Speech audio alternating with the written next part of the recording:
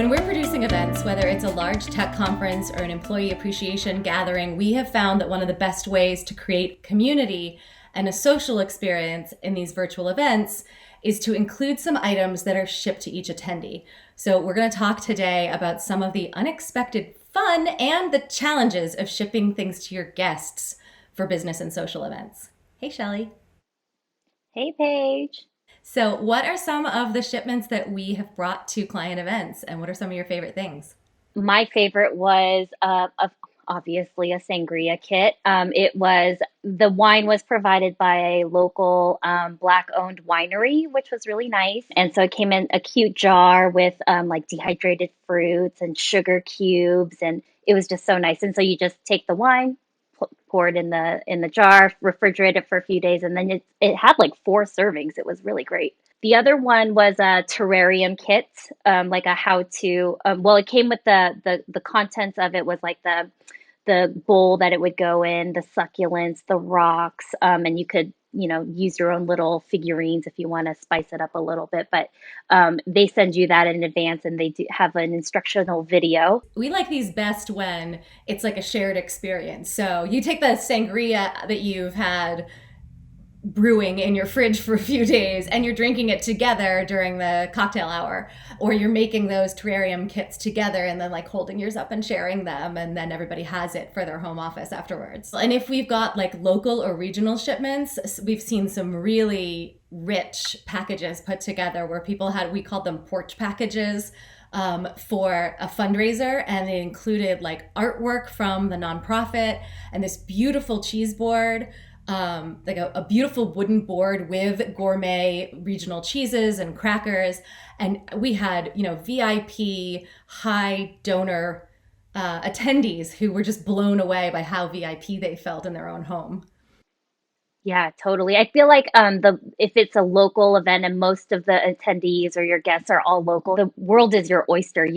There's so much you can do because, everything is delivered, and you don't have to think about shipping and how long it's going to take. Some of the other things that we've got for our holiday packages include like a cookie decorating kit where the cookies are pre-made, but it comes with the decorating supplies. And then we're having a kid or family friendly experience all together where people get to decorate the cookies.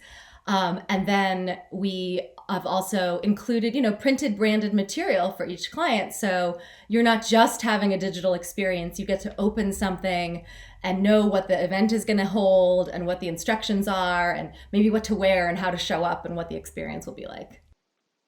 Yeah, and what's fun also is when they brand the actual box that comes that your goodies come in, and you've got like maybe the agenda on the inside lid of the box, and on the outside it has like your company branding, or your event branding. It's there's so much you can do. It's so much fun. It takes a lot of thought to make this work well. What are some of the things that you think surprise people who are considering doing shipping or delivered items for events? It doesn't sound like a lot of work when you're first thinking about it. And then when you get into the actual planning and logistics and fulfillment, you come to realize, like, man, this is a lot of work. Just even thinking about what you're putting in the packages. If you're shipping food, that's like you have to be really thoughtful about that. Like, if it's going to take, you can do overnight shipping, which is really expensive. But if you do 2-day, 3-day ground shipping, especially during the holidays, who knows how long it's really going to take to get to people. And, once it's delivered, how long is it going to sit outside? Maybe not so much of a problem in the winter, but if it's in the summer, it can get really hot at some places. And, if you've got something that is not going to do well sitting outside in 100-degree heat for 3 or 4, 5, 6 hours, then you'd want to be really thoughtful about that. Also, like access to, or if you're shipping things to your team, and you might not have access to their addresses now that people are kind of sheltering in place somewhere, not in their where they would be normally. So I think costs in this new world is for shipping can be a little more than expected, just because people are scattered all over the place now, not just near headquarters or your office. So I think you've done a really good job in this time. We've sort of identified what some of the hurdles are, like HR compliance concerns around people having one another's personal addresses or who has access to that. Uh, Depending on where you're shipping to, there can also be GDPR concerns around the collection of data. So Mm. some of the things we've done to overcome this is signing an NDA and compliance, certificate with our clients, collecting the addresses in a third party system that we provide, right? Where the attendee is like freely giving this and understands that it's only being used this one time for this one shipment, and that the data is being properly stored and then disposed of. And that Hmm. we have trusted vendors in place to handle all of that and handle it professionally, and do it in a COVID compliant way where you can trust that that was packaged by somebody who was following proper safety protocols for hand washing and glove wearing and mask wearing. All of this has to be thought through. It's something that people don't really think of when they start to embark on this adventure is how long it could take. Not only the shipping of it, but like in order for your vendors to fulfill these, the actual elements that you're putting into the packages, it could take, they may need your addresses and your final order 7, 10, 15 business days in advance, depending on what time of the year it is.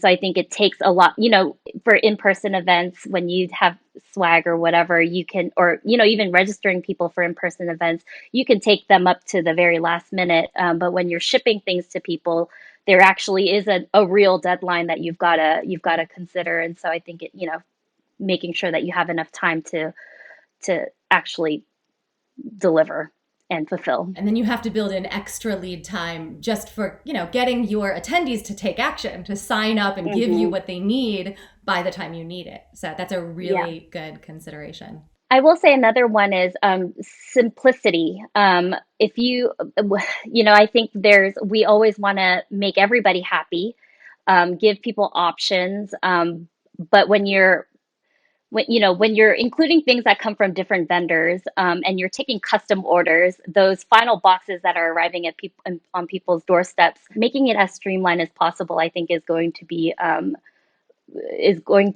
important, just because if you're taking, two orders of a terrarium kit and one cookie order, and you're making these custom packages for folks, it's going to take a lot of time and a lot of work. Right. I mean, it's one thing to say you're going to have this one variable, like, certainly we want to provide people who do not drink alcohol, non alcoholic packages. But then if you also have to provide gluten free and vegan, or don't send me the terrarium kit, I don't want it to go to waste, then it's suddenly complicated. You have to like try to think through all of those variables and simplify your offering down to like the common denominator that's going to please everybody.